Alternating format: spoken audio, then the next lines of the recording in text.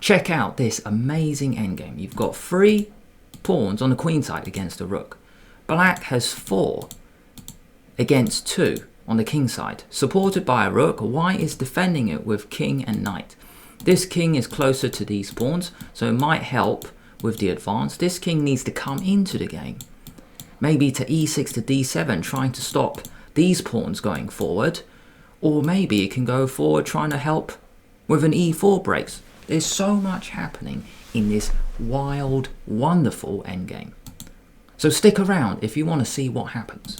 In this video, we're going to check out Duda versus Alireza Firouzja. This is round 1 of Norway chess. King c2, g4, knight c1, g3, and let's begin the video here. b3, rook c8, a4, rook f5, knight e2. Let's defend g3, so we'll go h4 and now c4. Let's get the pawns rolling. The point of c4 is so then this bishop now controls the a5 square, so white can go a5 soon. e5, bishop e3, bishop g5. So Firouzja decides to trade bishops. Take, rook h1, stopping h3 but attacking h4. Let's go rook h5 and king c3.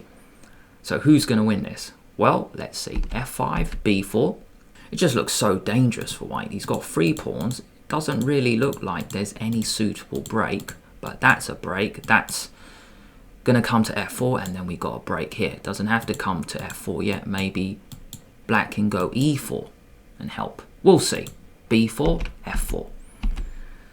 a5 played, and here knight g1 was an amazing option. Now if we go back, black could actually break with h3, so let's check out this amazing line now. So let's go take, and then f4. So what is the point of this? With this chain, this knight can't move. Or can it? Well, maybe if this king comes back, then this knight can go to c3, trying to help these pawns moving. So let's see this line. b5, e4, knight g1, holding everything, rook e8, b6. You gotta push, because it's the furthest pawn advance, so let's push it and see what happens. King f7, fe4, and now king e6. Giving yourself some options. The king can come here. This pawn isn't going anywhere. This rook is still on the back, keeping an eye on b6. Maybe this rook can shuffle over to help this pawn advance. So you can't play rook takes e4 in this position because this is just too much. You can just go b7. And if rook back, then a5. And you're going to get a pawn on the 6th and the 7th, and it's too much. And this is over. That's why you can't take. So here, fe4, king e6, a5, king d7. Black is just in time to come to b7 to a6 to c6, and this rook has the chance to operate from the back with ideas of f3. This knight has to stay here to stop these 2 dangerous pawns. e5, let's say a distraction. Rook takes e5, a6, king c6, and you know what? Even in this long line, it's just so complicated. Are you enjoying the video so far? If so, why not give it a like and subscribe to the channel at the same time? Make sure you hit that bell, then YouTube will let you know when I release another video. Now back to this wonderfully wild endgame between Duda and Firouzja. Let's just play on a bit more. Let's say a7, king b7, and maybe king d4. Trying to go knight f3. Let's say king d4, rook e1, knight f3, g2. Is already very dangerous, yeah, because you can't take because you lose that. So maybe we need a distraction. Maybe white now goes c5. h4, h5, that might be too slow, but c5 has the idea of c6 check. So let's try that now. c5, you get a queen. Take, you got 3 pawns for the rook. And now maybe this is over.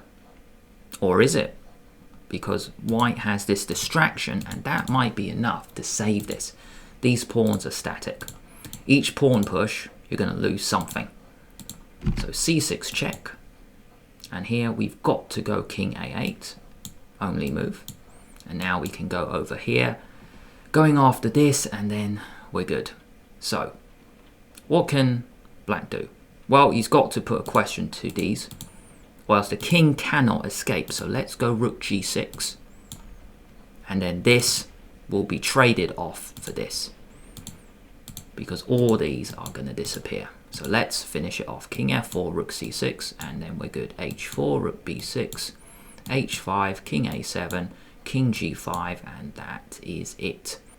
The king is not even close. This pawn is going to run. This rook will trade itself off. That's it. Rook b8, king g6. That is it. So a wonderful variation. Now back to reality. After b4, f4. Firouzja wants to cement this chain and then go h3. But he's also got e4 as well, because when this takes, then you can go f3. So many pawn break options for black. f4, a5. Now one cool option was actually just to do with this with knight g1.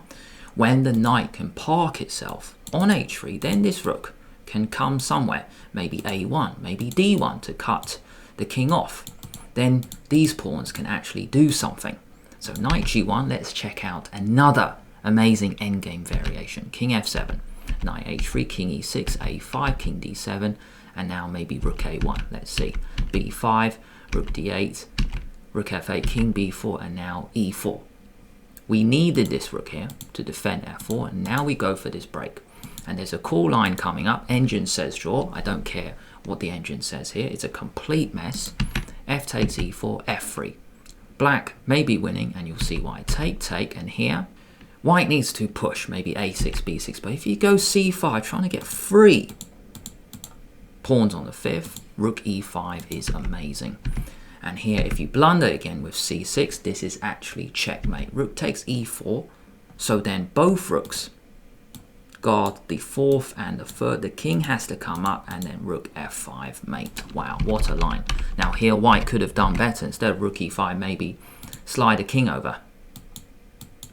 Maybe give your king some space so it can hide on a5. But that is a really cool line. Knight g1 was not played. a5 was played. h3, the pawn break, and g takes h3 played in the game. So g takes h3 played, and now e4, the pawn break. And here black is winning. F takes e4 played in the game, but if you go for knight f4, then rook f5 wins. Knight e2, g2 first, rook g1, and then take. That is game over. Back to the game, f e4 played, and now g2, rook g1, rook h3 check first. You can play f3, but no. Knight f4, and now this knight attacks the rook but defends here, so that's why. Rook takes h3 check first, king moves, and then f3. c5, and don't be careless, you can't take this because check, and then you've lost your pawns. And this could be a draw, who knows. But after c5, get out the way with the king, because then f2 is not a check. And then you've got two passed pawns on the second rank. So king f7, knight f4, and now f2, game over. Here, Duda resigned because after knight h3, you queen, okay? You can't take the rook because knight defends the g1 square. So when you queen, that is it. Then you've got a queen, game over. So what a wonderfully wild endgame between Duda and Firouzja in round 1 of Norway chess. Thank you so much for watching all the way until the end. If you enjoyed what you saw, why not like it and subscribe to the channel at the same time. Make sure you hit that bell, then YouTube will let you know when I release another video.